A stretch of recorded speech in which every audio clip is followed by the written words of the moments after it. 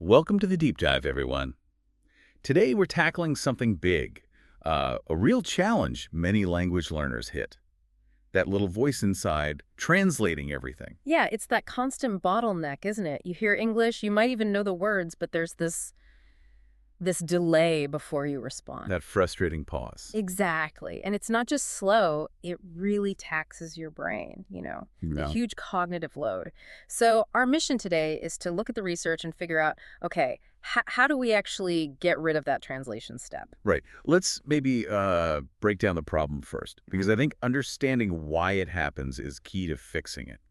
For anyone listening who deals with this, it feels like your brain's running slow software or something. That's a good way to put it. We often call it the three-step nightmare. You hear English, but your brain kind of defaults to your native language to process it fully. Okay, so step one is just hearing the English. Step two, your brain automatically flips it into your native language. That's where you understand it, formulate your answer. Ah, okay.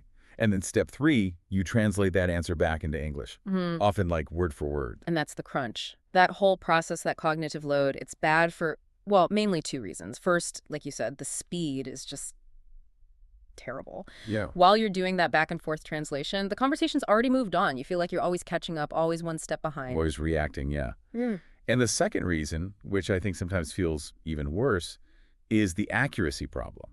Mm. Because you're translating maybe word for word, you end up with phrasing that sounds weird Yeah. or just plain wrong. Exactly. You miss the idiom, the right way to phrase it in English, because you're stuck on the literal meaning from your language. It messes up communication, poor lexical access, essentially. Right. You're using your native language like scaffolding, Yeah. but it stops you building the actual English structure properly. Precisely. So the goal today really is to bypass those middle steps. Oh, yeah. Create a kind of neural shortcut, a direct road from the idea in your head straight into English. No little detours. I like that. No detours. It really captures the goal. Okay, so it's about rewiring things.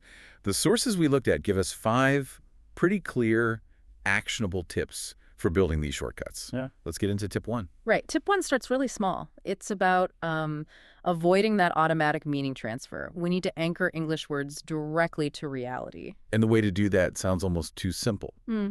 Just start labeling things. Like, I see my desk, I think desk, lamp, lamp. That's exactly it. Start right now. Wherever you are, look around.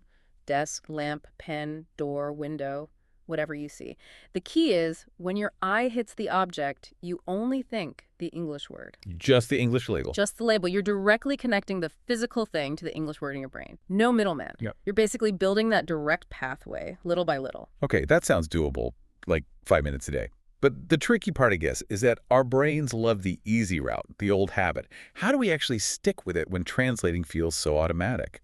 Well, the research really emphasizes consistency over duration. Even just 5 minutes, done consciously every day, starts to strengthen that new pathway. It's about sustained attention. You're actively choosing the English word, and that repetition helps block the old habit from firing automatically. Think of it like microdosing English directly into your brain. Microdosing English. I like that. Okay, so tip 1 anchors us to physical stuff right here. Yeah. But what about things that aren't here? Or just building vocabulary faster? That brings us to tip 2, right? Cool. Using visuals. Exactly. We harness the power of the universal image. Think flashcards, but used in a specific way. Picture on one side, really simple, clear images like a sun, a dog, an apple. Things that look the same everywhere. Right. And on the other side, just the English word, sun, dog, apple. So when I see the picture of the apple, my brain connects that image directly to the sound apple instead of first thinking the word for apple in my language. That's the mechanism. The picture is universal. It bypasses language. You map the English word straight onto that concept, that image. It cuts out the need for your native language word entirely. It works really well for common nouns and verbs, things you can easily picture. It's kind of how kids learn their first language, isn't it? Sound connected directly to thing. Okay, that makes sense for building blocks for words. Yeah. But conversations aren't just words, they're sentences. And that's where I often find the translation habit just slams right back in. How do we handle sentences? Tip 3. Yeah, this is where we scale up, but gently. We practice what the research calls active lexical reinforcement.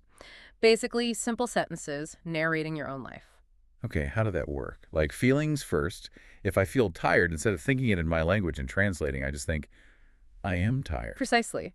Connect the feeling itself, that internal state, directly to the English phrase, I am hungry, I am happy.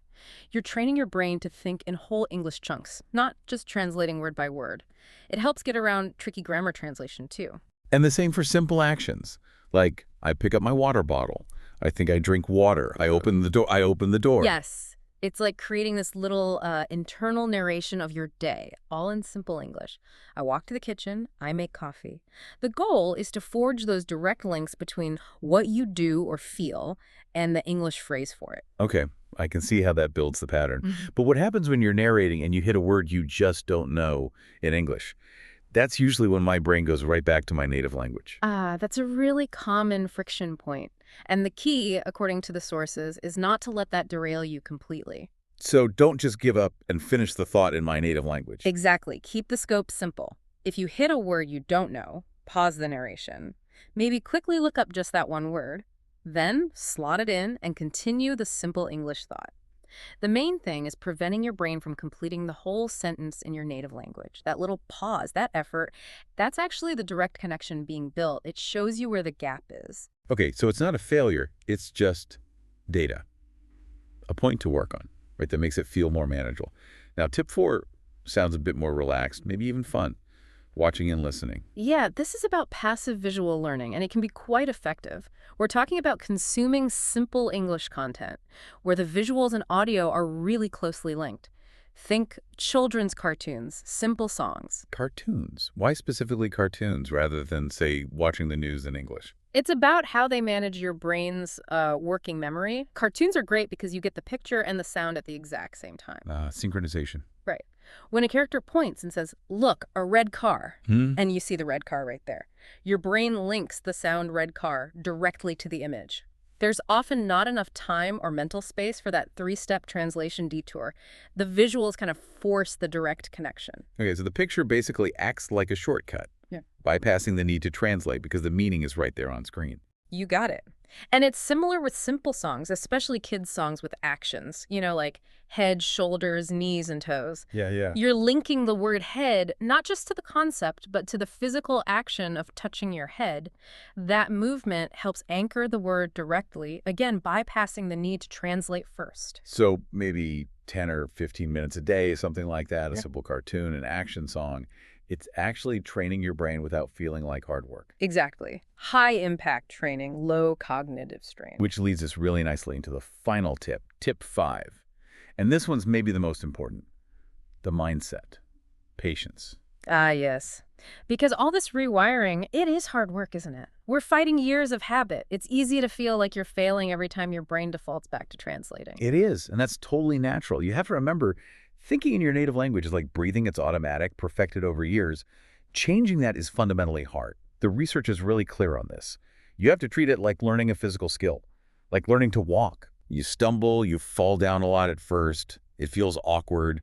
You wouldn't yell at a toddler for falling, right? Exactly. So when you catch yourself translating, the reaction shouldn't be anger or, "Oh, I'm so bad at this." It should be more like, "Oops, there's that old pathway again. Okay, let me try that simple phrase directly in English this time." Be kind to yourself. So acknowledge the habit fired, but gently redirect. Focus on the effort, the awareness, not immediate perfection. Yes. Reframe the mistake. It's not a failure. It's just information. It shows you where that old road is still strong and needs a bit more work, where the new shortcut needs reinforcing. That makes mistakes sound almost helpful, like little signposts. They really are. They're your teachers. Every single time you try to make that direct connection, even if the sentence isn't perfect, that's a small victory. Progress over perfection, absolutely. That's such a crucial shift in perspective. Okay, let's pull those 5 strands together quickly. The 5 routes to building that direct English pathway. Okay, 1. Start super small, labeling objects around you. Connect the thing directly to the English word. 2. Use pictures, like flashcards. Map the universal image straight to the English word. Bypass the translation. 3. Simple sentences, self-narration. Link feelings and daily actions directly to basic English phrases. I am tired. I drink water. 4. Passive visual learning. Watch simple cartoons or sing action songs, maybe 10-15 minutes daily. Let the synchronized visuals and audio force the direct connection. And 5. Mindset. Be patient. Treat translation slip-ups like data, not disasters. Focus on consistent small steps. Self-compassion is key. And if you practice these consistently, that direct road, that fast pathway for thinking in English, it just gets wider and stronger over time, doesn't it? It really does. That's how you move from that slow, clunky translation feeling to a more natural, faster flow in conversation. Responding feels easier. And it starts small, like you said. It really does. The very first time you consciously make that direct link, maybe it's just one word. You see a tree and the word tree just pops into your head, no detour. That's it. That's your first win. So the challenge for everyone listening, think about what that first word, that first direct connection will be for you today.